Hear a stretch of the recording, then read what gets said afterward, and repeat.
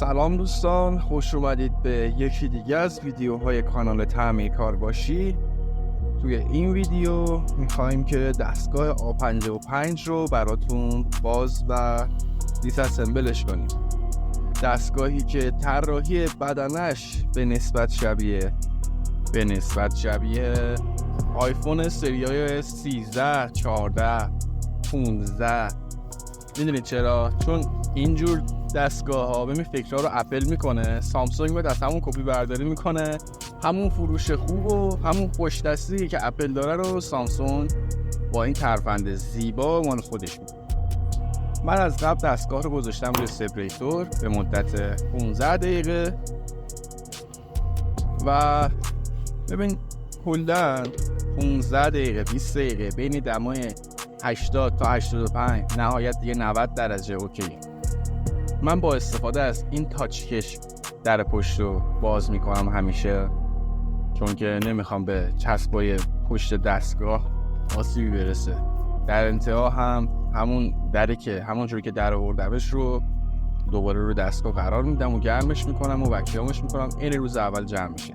شما میتونید با تلق، با ورق رادیولوژی، با این تلقای گلس دستگاه رو باز کنید، ولی چسبو به هم میریزه، چسبو خراب میکنه. اون چسبندگی 100% دیگه دستگاه نداره عزیز جان.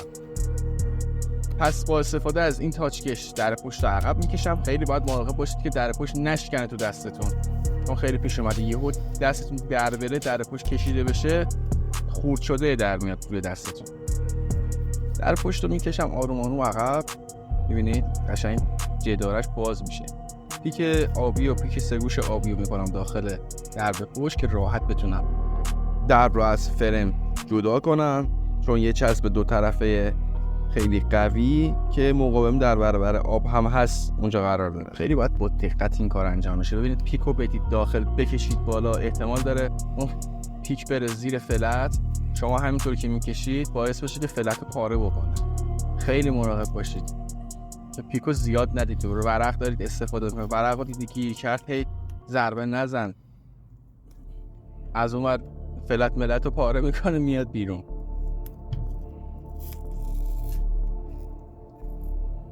خیلی آروم، خیلی با احتیاط. اگر تلاش کردید دیدید باز نشد، دستگاه رو بذارید دوباره رو سپریتور. خیلی بهتر از اینه که یه 10 دقیقه 20 دقیقه هم بیشتر منتظر بمونید. بهتر از اینه که درب پشت دستگاه بشکنه.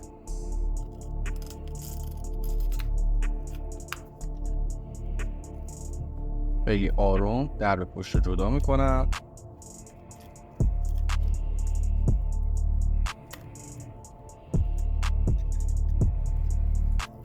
همونطور هم که دیدین قسمت وسط به بالا خوب جدا شد، ولی پایینش یه مقدار چسبش خوب جدا نشد.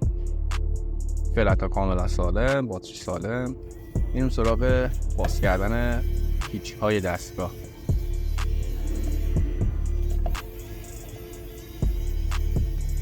نکته‌ای که این دستگاه هم داره، ببینید دستگاه های سامسونگ از سری 52 به بعد پیچ هاش با سریای اس سامسونگ یه شکل شد. از سری 52 به قبل به این صورت بود که سری آ یک سری پیچ های رنگ شفاف روش بسته می شد. سری اس پیچ های مخصوص خودشو داشت و به صورت کلی تفاوتی توی جنس یا اندازهشون نداشته، فقط از لحاظ ظاهری بوده که حالا تفاوت داشته.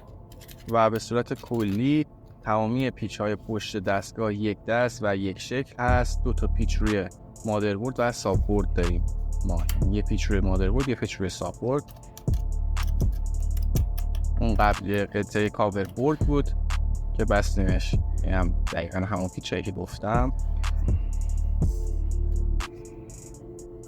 این قطعه اسپیکر دستگاه هست. دستگاه داره یه اسپیکر استریوه، یه اسپیکر پایین، یه اسپیکر از بالا.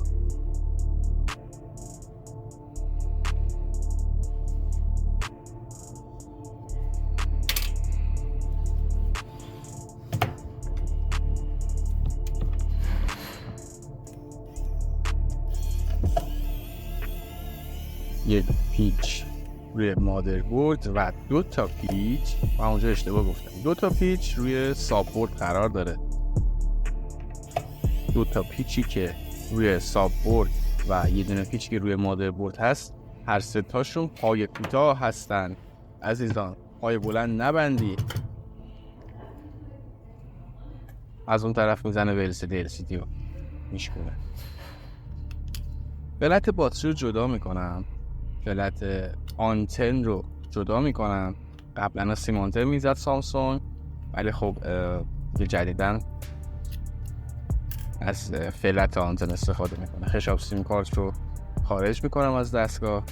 این همون خشاب سیم کارتی که دقیقاً روی A53, A54 و A55 داره استفاده میکنه. سامسونگ هیچ تفاوتی با هم نداره، یعنی شما هر کدوم رو برداری بزنید جا، آنتن دستگاه میاد بالا. فقط از لحاظ ظاهری با هم فرق دارن. سخت افزاری هیچ تفاوتی نداره عزیز جان. مادربرد رو به همین روشی که دیدید من جدا کردم شما هم جدا کنید، ضربه نخوره. فقط این هم دوربین اصلی دستگاه است. ببینید من این کارو میکنم زیاد فشار نمیارم به فلت. شاید بگید که آقا دوربین رو زدی پاره کردی اینا، ولی نه، هیچ چیش نمیشه. شما فشار رو به اندازه بیاری هیچ اتفاقی واسه قطعات دست نمیفته. فلت مین دستگاه رو دارم جدا میکنم. بچه مشترکی که داره این فلت مین با دستگاه A35 یکیه و CPU A35 با A54 یکیه. این بچه اشتراکشونه، این اولین بچه اشتراکه. فلت آنتن دستگاه فقط بالا A55 با هیچ چیز دیگه مشترک نیست و طریقه باز کردن دستگاه هم مثل نسل قبل میمونه.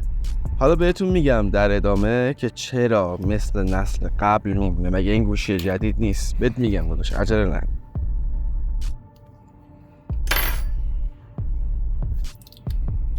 برای جدا کردن باتری وقتی که دستگاه رو مجددا از روی LCD روی سپریتور قرار دادین به مدت 10 دقیقه یه رو میخوایم که دستگاه به صورت کلی گرم باشه. برای کسایی که حالا زیاد دستشون راه نیفتاده، روی دستگاه که روی سپریتور که قرار دادین، طبق ترتیب هایی که خود سامسونگ گذاشته برای جدا کردن باتری، 2 ورق بالا و پایین رو جدا میکنید، ورق وسط رو میکشید. ورق وسط رو که بکشید یواش یواش باتری باهاش جدا میشه، خیلی راحت. حالا توی اینجا من دستگاه سرد بود که دستگاه سرد شده بود توی مدت باز کردن که یکم سخت جدا شد، ولی شما میتونید روی سپریتور قرار بدید و راحت جداش کنید.